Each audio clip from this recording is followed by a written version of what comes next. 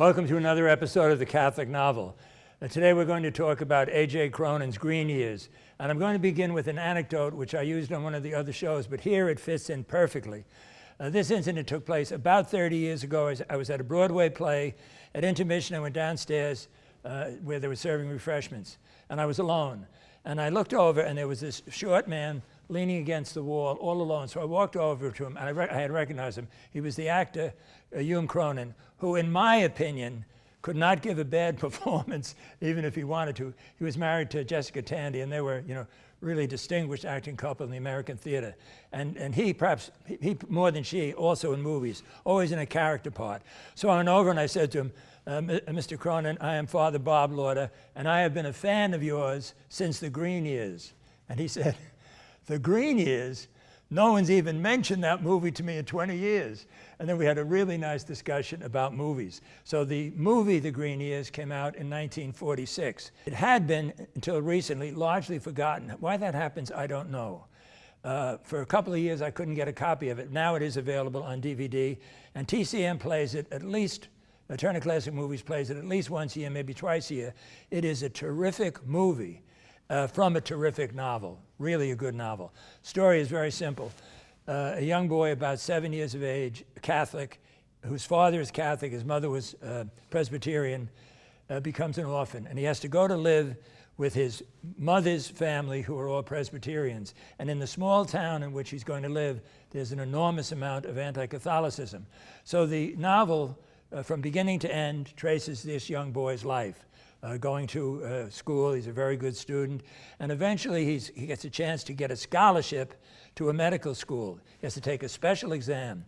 And I can't think of any film that had the main character praying to the Blessed Mother as much. He's praying, that he'll pass and so on. So it's really terrific. He has in both the novel and the film a special relationship with his great-grandfather. His great-grandfather in the movie is played by Charles Coburn. Now, you've probably all heard this. I read the novel, and then I saw the movie, and the novel was better. People have been saying that to me all their lives, okay? The one example I usually offer is Shane. I think Shane is a very good novel, but I think Shane is a magnificent movie. I think it's the best Western ever made.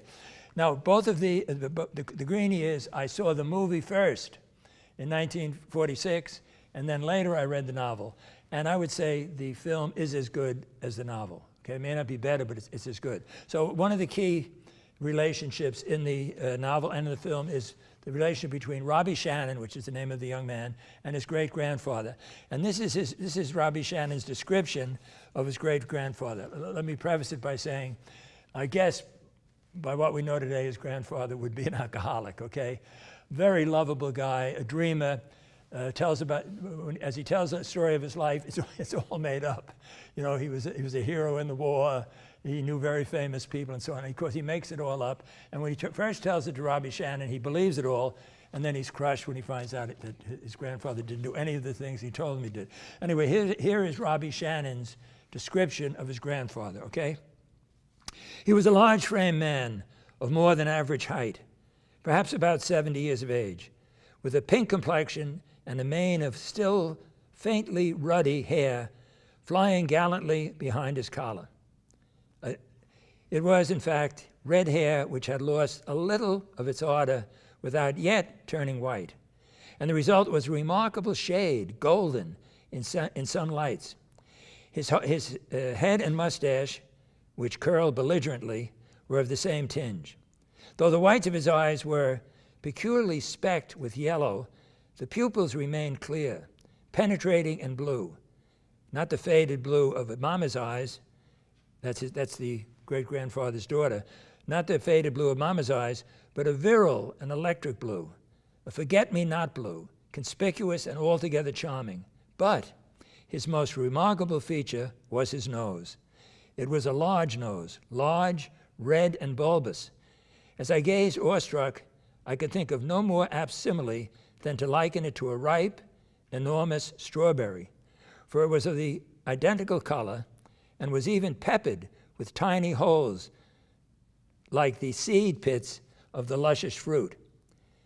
The organ dominated his entire visage. I had never seen such a curious nose. never, okay? So that's A.J. Cronin's way of telling us that the grandfather is quite a drinker, okay? Now, as I've mentioned a couple of times, all of this is a labor of love for me, and some texts that I'm very familiar with took on a kind of a new meaning as I reread these novels. So I want to call attention to one of the great things that Pope St. John Paul II wrote. It's called A Letter to Artists.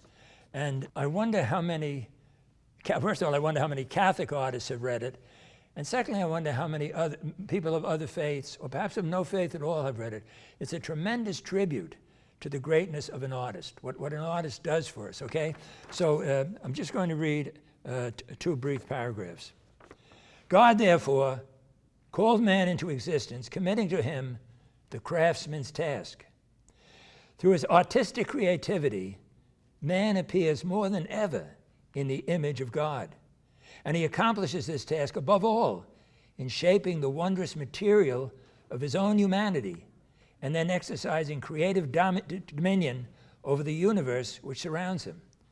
With loving regard, the divine artist passes on to the human artist a spark of his own surpassing wisdom, calling him to share in his creative power. Not all are called to be artists in the specific sense of the term, yet, as Genesis has it, all men and women are entrusted with the task of crafting their own life in a certain sense. They are to make it a work of art, a masterpiece. I think that is just absolutely great, okay? So in all of our arts, in all of our lives, I'm sure we have been tremendously influenced by art. Think of the influence stories have had on you, whether there's stories that were read to you when you were a child, or you saw them on television, or in my case, I heard about them on radio and so on. Artists are constantly enlightening us. Great art is a tremendous blessing, a tremendous grace, okay? And poor art, to some extent, can dehumanize us, can depersonalize us. So I think A.J. Cronin was a first-class writer. You know what I've come to see about all of these writers we're doing, almost all of them, I would say all of them, they're all great storytellers. They really know how to tell a story. And their story illuminates what it means to be human. And they do it with not in an awkward way. You know, I think I confessed on these shows once that I tried to write a screenplay one time. And I had a pretty good idea. It was supposed to be three days in the life of a priest who thought he was losing his faith. Though he was not really losing his faith, he was just going through a dark night of the soul. And when he's come to suspect that he really hasn't done anything with his life. Now, certain scenes I think I got down pretty well, but when it got to two particular scenes, even I knew I was preaching. It didn't read like a catechism exactly, but it read a little bit like a theology textbook. And consequently, I never followed up on it, never tried to get a producer or anything. So that an artist that a novelist can put the meaning, can put the message in the meaning of the story. I think that is a great accomplishment. I watched a film about 2 weeks ago, and I thought the weakest part of it was the last 10 minutes. It looked like it was tagged on. It looked like someone said to the director or the author, you got to put this whole thing together somehow. If the film had ended before that thing was tagged on, my opinion, it would have been a much better film. It was almost as though the director was saying to the audience, hey everybody, hang on, the movie's going to end soon, but before it does, I want you to know that what I'm trying to say. And you know, in terms of work of art, that just kind of ruins it, okay? I think Pope John Paul's statement is wonderful, all right? And I have another statement from Andrew Greeley, which I want to comment on. Probably most of you know, Greeley was a sociologist, a very, very popular journalist, and a very, very popular novelist also. A very bright priest and a very dedicated priest who I'm confident is now with God in heaven. But he was especially sensitive to beauty. His view was that beauty is going to save the church. That all the problems we might have throughout history, that the church, the mystical body of Christ, has presented beauty, the beauty of God, the beauty of grace, the beauty of trying to be a Christian. So here's the quote, and it's about the human artist, and I agree completely with it. He says, Human artists see things more clearly than the rest of us. I agree completely with that. They have insights that I don't have. They penetrate into the illumination of being more intimately than do the rest of us. I agree completely. Why they do that, how they do that, is something of a mystery. I guess they're just more sensitive, or they see what the rest of us miss. Let me give you one example, and maybe it's an overstatement, but it stayed with me. I read about it. Ingmar Bergman, an author, director, and I think the greatest talent in the history of movies, said once, "You can be sitting in a classroom or any room. It's a sunny, warm day, and the sun is coming through the window, and you see different specks of dust floating in the air. And one speck of dust catches your attention, and for some reason it fascinates you or calls you to look at it, catches your attention. And he says, if you stay with that piece of dust, the whole movie is in there." Now, I don't know whether I agree completely, but there's something, he's in the right area. Somehow, the great artists just catch the mystery of being the way the rest of us don't. Okay, so they penetrate into the illumination of being more intimately than do the rest of us. They want us to see what they see so that we can share in their illumination. They are driven to duplicate that beauty in their work. The artist is a sacrament maker, a creator of emphasized, clarified beauty designed to make us see. Artists invite us into the world they see so that we can go forth from that world enchanted by the luminosity of their work and with enhanced awareness of the possibilities of life. You know, that's as good a statement of why we're doing these shows as any. This is what it's all about. I've been trying to say in every possible way I can that the Catholic novel is a treasure hidden in the field, and I'm trying, I and all the people working on these shows, are trying in every way we can to call anyone watching the show to take it. If you haven't read a Catholic novel, take a crack at one of them, okay? And you may have the same experience I have, that you may be hooked. Now I'm going to do something that I have never done before. I'm not going to actually read it. I'm going to tell you.